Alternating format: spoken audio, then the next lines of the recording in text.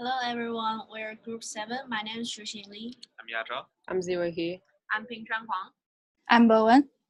And the Did It Rain in Seattle database, which we will use throughout the group projects, contain completely records of daily rainfall patterns from January 1948 to December 2017. This data set contains those 5 columns, and to start the analysis, we dropped not a number values for data cleaning, and to facilitate further analysis, we create 2 new columns of months and year, converted temperature in Fahrenheit to Celsius, and also convert rain columns into a binary number of 0 or 1. We also create a season column including spring, summer, fall, and winter, and also return the first few rows and summarize descriptions of our data to ensure successful organization. And our analysis plan included variable analysis and also correlations analysis. For the temperature variable analysis, we create a comparative histogram to see the distribution of max and the mean temperature in Seattle. From this histogram, we see that Seattle has the most frequent temperature of 10 Celsius in the past 70 years. And then we plot the yearly highest max temperature fluctuation by using max function grouped by year. We found out that in the year 2009, Seattle has the hottest day, which almost reached 40 Celsius. In the recent 10 years, Seattle does not have many super hot days. And we also plot the yearly lowest temperature variable by using mean functions grouped by year. We found out that in the year 1950, Seattle had the coldest day in the recent 70 years, which reached about minus 18 Celsius. Due to global warming, the trend of the lowest winter temperature is increasing, and the temperature is not as chilly as in the 20th century. Additionally, we calculate and plot the mean of monthly max and mean temperature.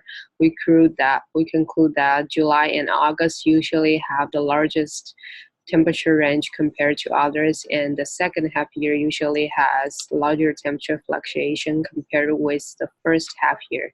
And then Shuxin gonna talk about the rain variable analysis. Thank you. I'm now going to talk about rainy days in different years. First, we want to use the count plot from the rain column in the weather. We set X as did-it rain, 0 represents days without rain, and 1 represents rainy days. And we also set Y as number of days. We can see from this graph that there are more days without rain than rainy days. In the next slide, we want to check the number of rainy days in different years. So we use the group by function and group all the data of rainy days and sum them up in different years.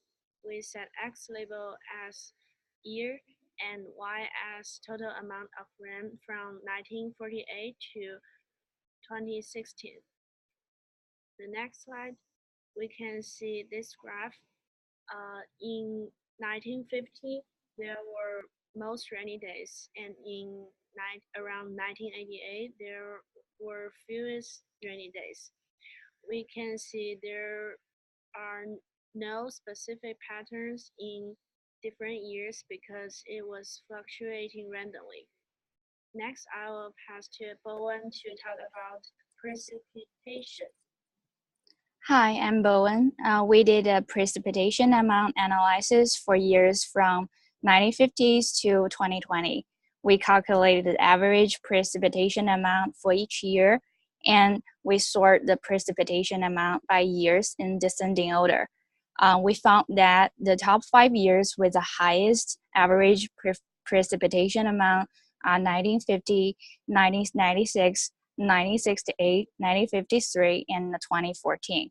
And then we plot the precipitation amount by years. We observed that the precipitation amount displayed as a generally decreasing pattern from 1950 to 1980 and generally increasing trend from 1980 to 2020.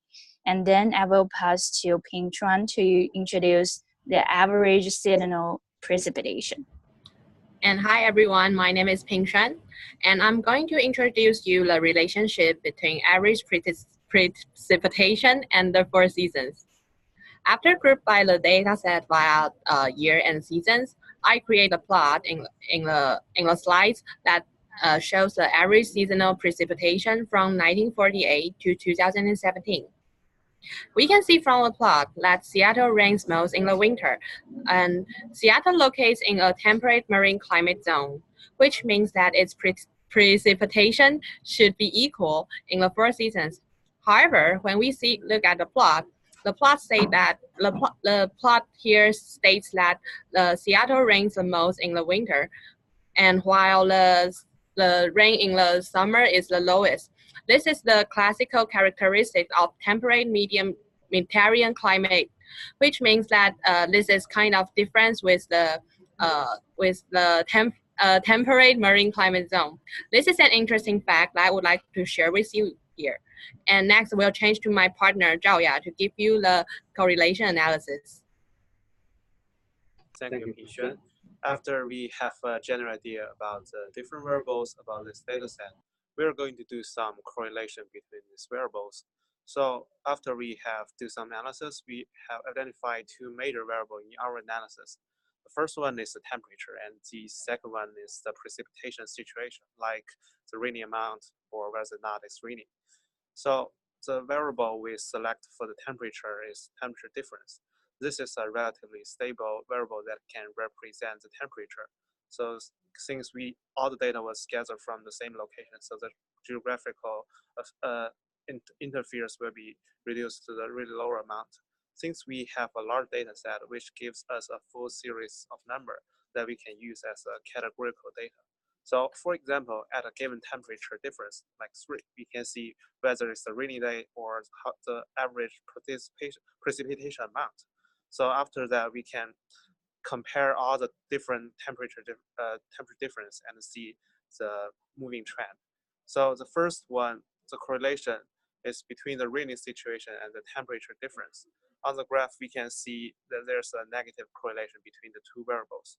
If the temperature is lower than 10, and there will be a higher probability to rain. And for the second one, we can also see the next slide, and we can see a negative correlation between the temperature difference and the rain amount. So if the temperature is lower, there will be a higher probability to have a heavy rain or longer rain duration. And that's our prediction. And we are moving to the conclusion part.